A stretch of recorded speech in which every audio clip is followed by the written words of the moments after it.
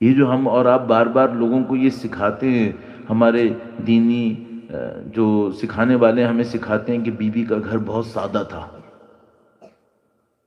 کیوں اصرار اس بات کے اوپر تھا اہل بیت کا؟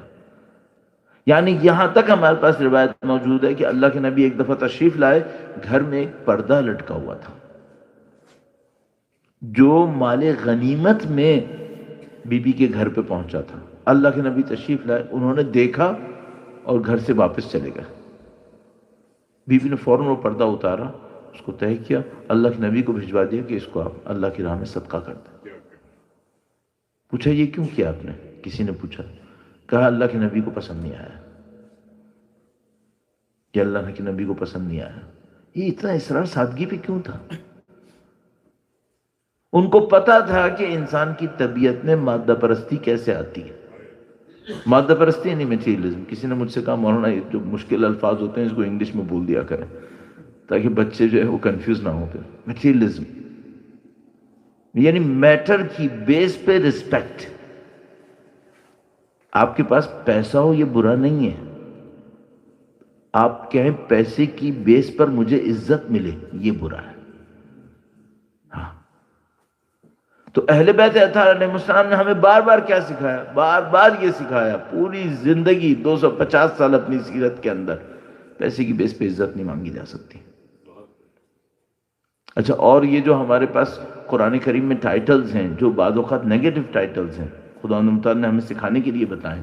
مثلا سامری کا نام ہمارے پاس ہے، قارون کا نام ہمارے پاس ہے۔ میں بعض اوقات عرض کرتا ہوں کہ قرآن کریم نے اتنے انبیاء کے نام نہیں لیے، دشمنوں کے نام کیوں لیے؟ سامری کا نام آیا ہوا ہے، قارون کا نام آیا ہوا ہے، باقی اتنے ڈھیر سارے انبیاء کے نام نہیں آئے۔ کیوں؟ کیونکہ خدا متعال چاہتا تھا تم ان کو آئیڈینٹیفائی کرو۔ کیا آئیڈینٹیفائی کروں سامری میں؟ کیا آئیڈینٹیفائی کروں قارون میں؟ سادہ سی بات، یہ آئیڈینٹیفائی کرو کہ جہاں کہیں کوئی شخص اپنی دولت کی بنیاد پہ کہے کہ چونکہ میرے پاس دولت ہے تو میری عزت کرو، اس کا مطلب ہے یہ قارون ہے، یہ قارون ہے۔ اور جہاں کوئی شخص اپنے علم کی بنیاد پہ کہے کہ چونکہ دنیا کا علم میرے ہاتھ میں ہے لہذا مجھے طاقت ملنی چاہیے، ہاں یہ پھر قارونیت ہے، یہ سامریت ہے۔ یہ سب قرآنی شواہد ہمارے پاس موجود ہیں، آپ وہ جو آیات کریمہ ان کو پڑھیں گے صاف آپ کو نظر آ جائے گا، ہاں یہ بیس ہے۔ اور دولت اور طاقت کی بنیاد پہ تو کون ہے پھر؟ وہ تو فرعون ہے، پھر آپ کے سامنے ہے۔ میرے پاس یہ ہے، میرے پاس یہ ہے، تمہارے پاس کیا ہے؟ اگر کوئی شخص، چاہے میں ہوں چاہے کوئی بھی ہو، آپ میں سے ہو ہم میں سے ہو، کوئی بھی شخص ہو، اگر دولت کی بنیاد پہ عزت چاہے، دولت کی بنیاد کے اوپر اپنا احترام چاہے، اس کا مطلب ہے یہ قارون ہے۔ اور میں بس ایک جملہ اور اس سلسلے میں عرض کروں گا، وہ کہیں سے یہ جملہ اگر میں اور آپ پکڑ لیں اپنی زندگی کے اندر تو بات آسان ہو جائے گی۔ ہمیں شیطان ایسا دھوکہ دیتا ہے کہ ہم بولتے قرآن ہیں اور سوچتے قارون ہیں۔ بولتے قرآن ہیں سوچتے قارون ہیں۔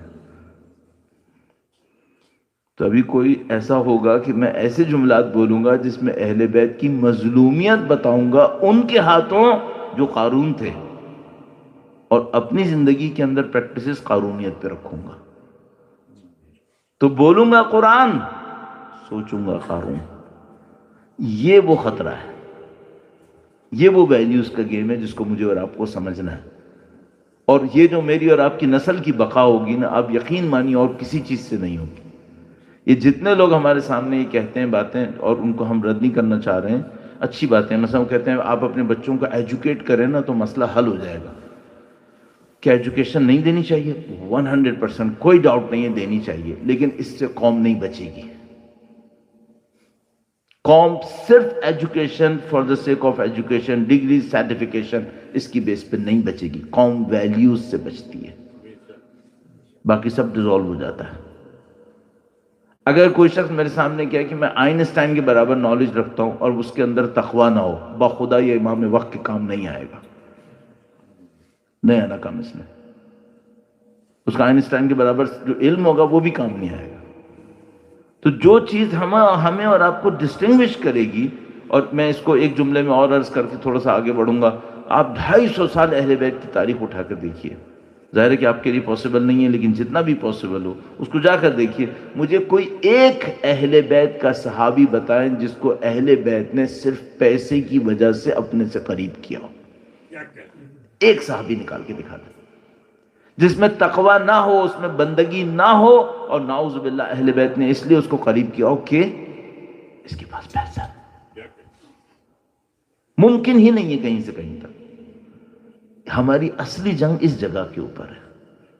کوئی آپ کے پیسے کمانے کا مخالف نہیں ہے، بھر بھر کے کمائیں، کوئی مسئلہ نہیں ہے. مشکل یہاں پر ہے کہ پیسہ کہیں آپ کے اور میرے نزدیک احترام اور عزت کی نشانی نہ بن جائے. یہ ساری مشکل ہے. درود بھیجے گا محمد و آل محمد پر. اللہم صلی علی محمد و آل محمد وعجل فرج. یہ وہ چیزیں جو ہمیں اہل بیت سے سیکھنی ہے. اچھا اب میں اس کو تھیوریٹیکلی تو عرض کر چکا، تھوڑا سا چند جملے پریکٹیکلی عرض کروں کہ اگر مجھے ٹیسٹ کرنا ہے تو میں ٹیسٹ کیسے کروں کہ بھئی میرے اندر کی بیماری آئی ہے، نعوذ باللہ تعالیٰ آئی تو نہیں ہے کہیں. اب ظاہر ہے کہ میڈیکل سائنسز میں آپ کو اگر کسی بیماری کا پتہ چلنا ہوتا ہے تو 10 ٹیسٹوں کی لسٹ ہوتی ہے. آپ کا کوئی جو بھی کنسلٹنٹ ہوتا ہے وہ ان ٹیسٹوں میں سے 1-2 کو ٹک کر دیتا ہے، کہتا ہے جاؤ لیب سے کروا لو. اب ظاہر ہے یہاں تو کوئی لیب نہیں لگی ہوئی کہ جس میں ہم اور آپ اپنے اس بیماری کو ٹیسٹ کریں. تو یہ ٹیسٹ ہم نے خود ہی کرنے ہوتے ہیں سارے. اور جو ٹیسٹ کرنے ہیں وہ کیسے کرنے ہیں، وہ میں ایک نسخہ نکالتا ہوں مختلف اساتذہ سے کہ بھئی وہ اس کے نسخے کیا دیتے ہیں. تو ایک نسخہ آپ کی خدمت میں عرض کرتا ہوں. ایک بار پھر درود بھیجے گا محمد و آل محمد پر. اللہم صلی علی محمد و آل محمد وعجل فرج. تھوڑا سا میں پھر دوبارہ معذرت چاہوں گا. بعض اوقات انسان ڈر رہا ہوتا ہے کہ ممبر پہ بیٹھ کے بعض ایسی چیزوں کا نام لینا بھی اچھا نہیں ہوتا، لیکن مثال کے طور پر عرض کر رہا ہوں. مجھے نہیں پتا آپ کی اس سوسائٹی کے اندر، وینکوور کے اندر، کون سی گاڑیاں شان و شوکت دلاتی ہیں، مجھے نہیں معلوم. میں اس فیلڈ کا بندہ ہی نہیں ہوں، لیکن مثال کے طور پر لے لیتے ہیں. بھائی مثال اپنے پاکستان کی لے لیتا ہوں. تو پاکستان میں تو BMW بھی بہت بڑی بات ہوتی، مرسیڈیز بینز بہت بڑی بات ہوتی، اور آج کل کے بچے تو آڈی اور پتہ نہیں کون کون سی گاڑیوں کے نام لیتے رہتے ہیں جن کا پروننسیشن بھی ہمیں نہیں آتا کہ بھائی یہ کیا نام لے رہے ہیں. اچھا آپ ایک سادہ گاڑی میں بیٹھیں اور ایک ایسی گاڑی میں بیٹھیں، کیا آپ کو یہ لگ رہا ہے کہ آپ کو چینج ہو رہے ہیں تھوڑا سا؟ اگر چینج ہو رہے ہیں اس کا مطلب ہے بیماری کا وائرس لگا ہوا ہے. اس کا مطلب ہے وائرس ہے. یہ نہیں ہونا تھا. یہ جو ایٹیٹیوڈ اور بیہیویئر اور پرسیپشن اور فیلنگ میں چینج آ رہا ہے، اس کا مطلب کیا ہے؟ ایک ایسی چیز آپ کی ویلیو کو چینج کر رہی ہے جس کی اللہ کے نزدیک مچھر کے پر کے برابر بھی ویلیو نہیں ہے. اگر 2 پلڑے ہوں، ایک میں 1 کلو رکھا ہو، ایک میں 1 کلو رکھا ہو، دونوں طرف، یہاں پر آپ کوئی چیز ڈالیں اور یہ دب جائے اور یہ اوپر ہو جائے، صحیح ہے؟ اس کا مطلب یہ ایک سبسٹینس ہے. ہوا سے تو نہیں ہوگا نا. یہ اگر خلا سے ہونا تو دونوں کے اوپر ایک جیسی خلا تھی. اب آپ کہیں مولانا میرے اوپر کوئی فرق نہیں پڑتا. کوئی فرق نہیں پڑتا تو ایٹیٹیوڈ کیوں چینج ہوا؟ اس کا مطلب تمہارے لیے یہ سبسٹینس ہے. کیا چیز سبسٹینس ہے؟ جس کو اللہ کے نبی نے کہا تھا کہ اس کی حیثیت اللہ کے نزدیک مچھر کے پر کے برابر بھی نہیں ہے. تو جو اللہ کے نزدیک مچھر کے پر کے برابر بھی نہیں تھی وہ میرے ایٹیٹیوڈ کو چینج کر رہی ہے. اس کا مطلب ہے میرا سسٹم آف ویلیوز اللہ کی سسٹم آف ویلیوز سے ڈیفرنٹ ہے. یہی بیماری ہے. یہیں سے شروع ہوگا. اور اس کی پینیٹریشن اس وقت اتنی طاقتور ہے. میں ایک اور مثال آپ کی خدمت میں عرض کرتا ہوں، اور میں نے مثالیں بہت دے دی آپ کی خدمت میں. میں اس لیے مثالیں عرض کر رہا ہوں بار بار آپ کی خدمت میں تاکہ خود تو سیکھ لوں اور یہ سوچوں کہ بھئی یہ میرے اندر نہ ہو. اور دوسری بات یہ کہ صرف نظریہ نہیں ہونا چاہیے، عمل میں نظر آنا چاہیے. ورنہ ہم لوگ بہت ساری باتیں تھیوریٹیکل کر دیتے ہیں اور لوگوں کو پتہ بھی نہیں چلتا. لوگ کچھ اور سوچ رہے ہوتے ہیں، ہم کچھ اور سوچ رہے ہوتے ہیں. تو اس سے میں مثالیں زیادہ دیتا ہوں تاکہ آپ بالکل فیل کر لیں کہ میں کیا عرض کر رہا ہوں آپ کی خدمت میں. ایک بار پھر درود بھیجے گا محمد و آل محمد پر.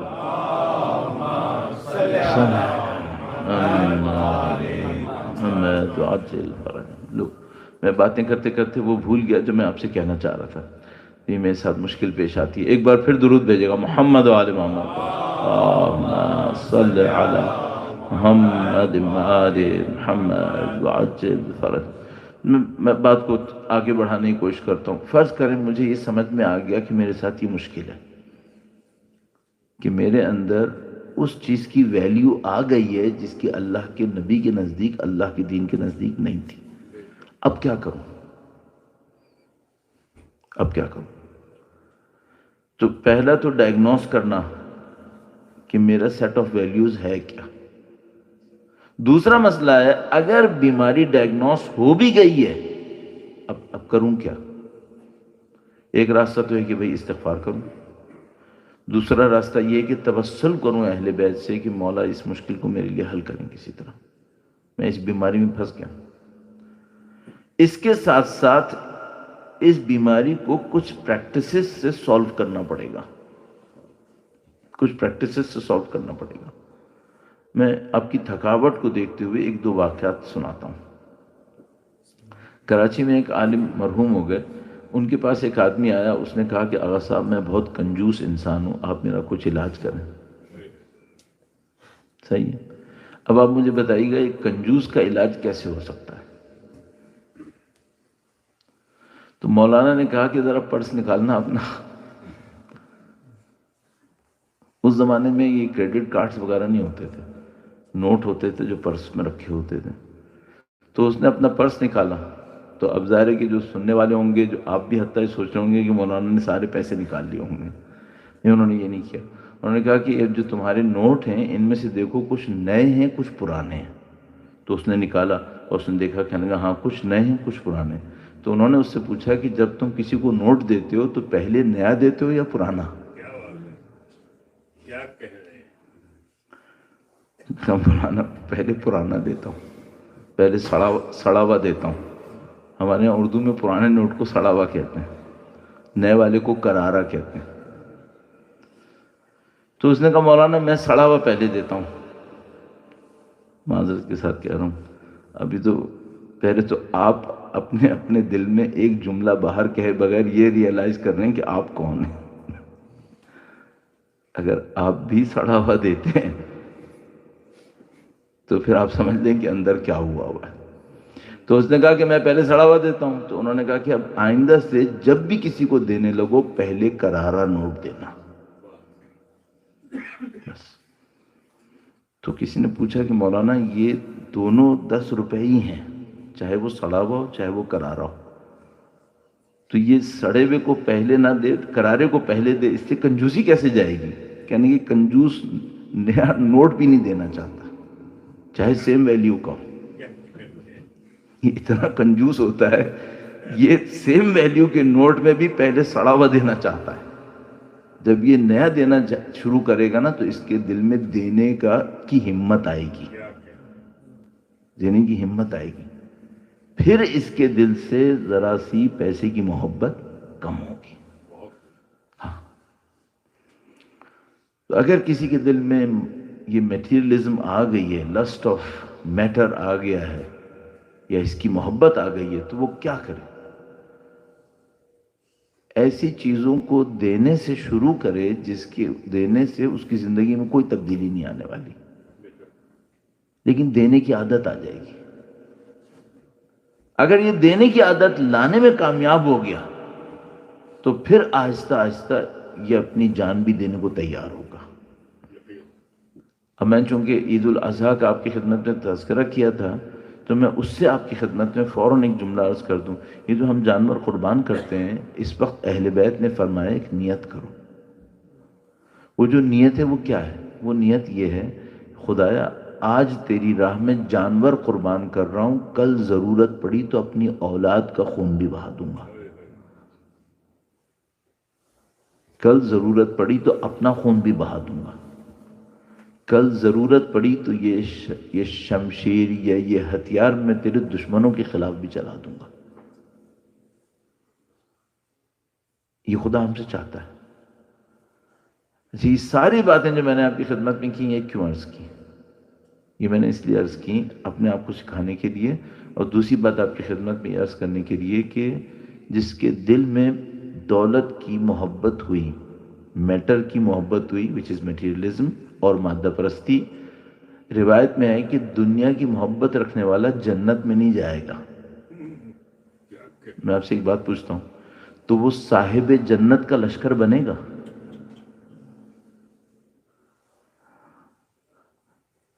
نہیں ہونے والا۔ ہمیں امام کی تشریف آوری سے پہلے اپنی اس دنیا کی محبت کو اتنے کم پہ کم سے کم لانا پڑے گا۔ دیکھیے ایک بات مجھے اور سمجھ میں آئی ہے، وہ بھی بالکل صاف صاف مجھے سمجھ میں آ گیا ہے کہ امام کی تشریف آوری سے پہلے میں اپنے آپ کو کبھی بھی 100% صحیح نہیں کر پاؤں گا، یہ مجھے سمجھ میں آیا ہے۔ یعنی میں قطعاً امام کے سامنے جب پہنچوں گا تو ضعف میں پہنچوں گا، کمزوری کے عالم میں پہنچوں گا، لیکن ایک منیمم پیورٹی مجھے اپنے اندر لانی پڑے گی۔ اس منیمم پیورٹی کے ساتھ میں اگر امام کے سامنے پہنچ گیا تو میری باقی جتنی ڈیفیشنسیز ہیں وہ امام دور کر دیں گے، لیکن ایک منیمم کو لے کے پہنچنا پڑے گا۔ وہ جو منیمم ہے وہ کیا ہے؟ وہ جو منیمم ہے وہ یہ، ورنہ میں پہنچ ہی نہیں پاؤں گا وہاں تک، وہ یہ کہ دنیا کی کوئی چیز قربان کرنا مجھے امام کے راستے میں رکاوٹ نہ بنوا دے۔ یعنی ایسا نہ ہو کہ اگر امام تک پہنچنا ہے تو یہ چھوڑنا پڑے گا، اور میں کہوں نہیں یہ میں نہیں چھوڑ پاؤں گا، یہ مشکل نہ بن جائے۔ یہ کام ہمیں ان کی تشریف آوری سے پہلے کرنا پڑے گا۔ ضعف ہمارے اندر ہوں گے، کمزوریاں ہمارے اندر ہوں گی۔